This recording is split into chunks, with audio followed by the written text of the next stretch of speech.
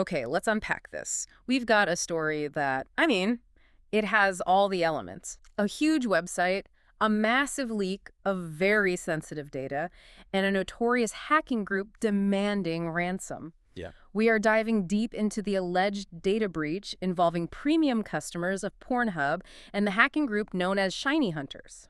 And the whole thing here really is a shakedown. It's extortion. Mm. ShinyHunters is demanding a ransom payment in Bitcoin. In Bitcoin, of course. Of course, and they're saying that's the only thing that will stop them from just publishing all of it and, then deleting it. It's a textbook digital holdup.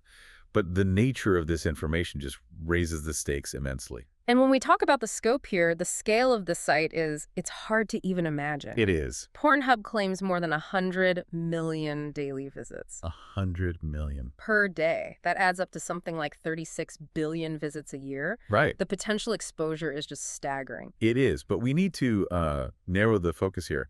The target isn't every visitor. It's the premium users. Right, the people who pay. Exactly. The ones who've registered, paid for the high-def, ad-free VR content. That's where you'd find their billing info, usernames, maybe even viewing history. And we should probably mention the corporate owner here too, Ethical Capital Partners. They're based in Ottawa. Yeah, that becomes important later when we talk about the official response or the lack of one. So our mission today is to go through the reports and figure out a few things for you. First, what are the actual details of the breach? How much of this claim has even been verified? Second, the really complicated part, the corporate blame game. This back and forth about how the hackers got the data in the first place. And third, why this fight over who's to blame should really, really matter to you. Okay, so let's get into it. The action really starts on December 16th, 2025. ShinyHunters didn't just make a threat, they gave a demonstration. A proof of concept. A preview, really. They shared a sample of data they claimed belonged to 14 premium users. And that immediately kicks off the verification process, which must be incredibly difficult with something this sensitive. It's a minefield. Reuters was covering it, and they couldn't confirm the full scale of the breach. Is it thousands of users? Is it millions? Nobody knows. But they were able to partially authenticate that sample. So how do you even do that? How do you authenticate this kind of data without, making things worse for the people involved? They used two methods. First, and this is the crucial one, 3 former customers. 2 men in Canada, 1 in the U.S.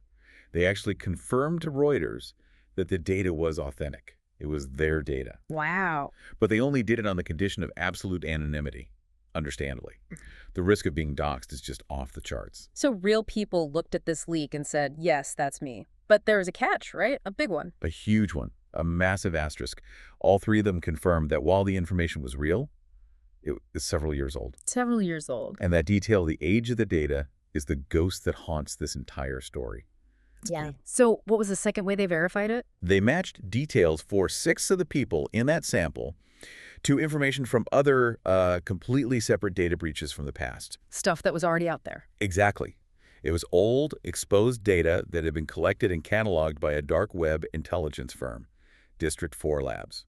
Okay, can you just briefly explain what a firm like that actually does? Sure. Think of them as like digital archaeologists for stolen data. Huh. They monitor the dark web, they collect and catalog usernames, passwords, emails, all the stuff that gets stolen and traded from thousands of past breaches. So they have this massive library of old stolen data. Right. So when a new breach sample like this comes out, they can cross-reference it. And the fact that they found matches here confirms 2 things. 1, the data is almost certainly real. And 2, it's been floating around for a while. So the data's real, it's old, the ransom is out there. What about the parent company, Ethical Capital Partners? What did they say? Nothing. Initially, just silence. Both Pornhub and the parent company, they didn't return messages, no press release, nothing right after the news broke. And that silence really just pours fuel on the fire. It does. And it forces us right into the core of this whole mystery. Yeah. The source. If the data's real, where did ShinyHunters get it? They refuse to say. And that refusal, that's almost a strategy in itself, right? Absolutely. It puts all the pressure on the companies. It forces them to play defense. And that's when you get these conflicting stories, the third-party paradox. The finger-pointing starts. Okay, so let's look at Pornhub's narrative first.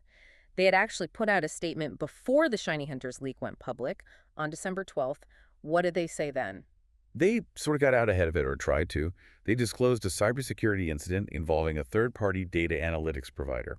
a company called Mixpanel. Mixed panel. And what does a company like that do for anyone who doesn't know? It's really important to understand their role. Mixpanel gives companies super detailed visibility into what users are doing. We're talking every click, every scroll, what content you prefer.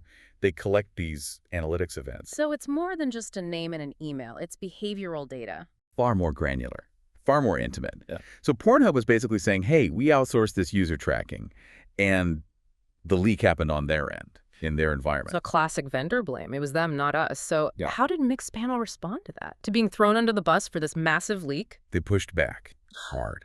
And what's fascinating here is that Mixpanel had already disclosed its own separate security incident back on November 27th. Okay.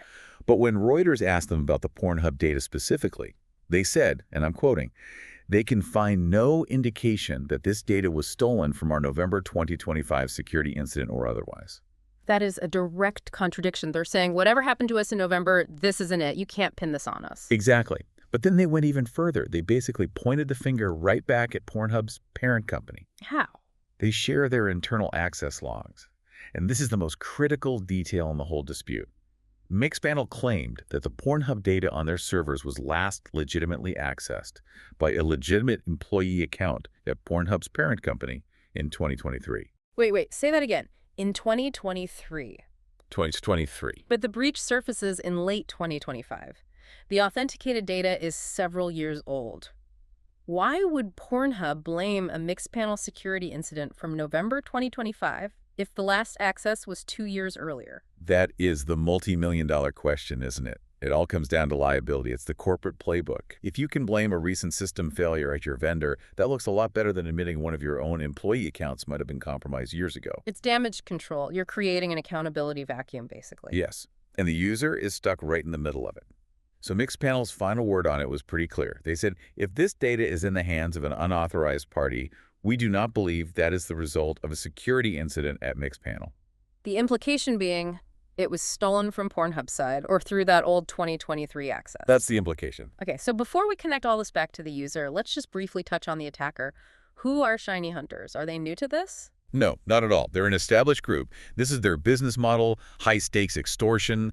They are not amateurs. They're sophisticated. And they've been behind a whole string of major hacks recently. And it's not just this one industry they target. Oh, no. They go after major players everywhere. They've been linked to breaches at software giants like Salesforce, luxury retailers in Britain. They specialize in finding weak points in corporate data supply chains and then going after the most sensitive customer lists they can find. Okay, so they're pros, they're effective, and at least part of their claim is verified. Let's pivot now to the takeaways. Why does this messy corporate finger-pointing matter to you, the listener? I think the first and honestly the most important lesson here is what we call the power of old data. Right. We keep coming back to that, several years old. Exactly. This whole incident is proof that your archived historical data, the analytical stuff, it holds onto its risk long after you stopped using a service. It doesn't just go away. It's like a digital paper trail you assumed was destroyed. It is. Companies are pretty good at securing live transactions, you know, the credit card stuff happening right now. But the historical data, the stuff that gets pushed to analytics partners like Mixpanel and then just sits in backups, that's often less secure. And it's a gold mine for criminals. Because it's still valuable for extortion or identity theft? Its value for extortion never expires. And that threat of public exposure is the weapon. Which ties right into the second big takeaway, the supply chain risk. This whole fight just shows how much we rely on these third-party providers. Completely. You outsource your user analysis for good reasons, for efficiency.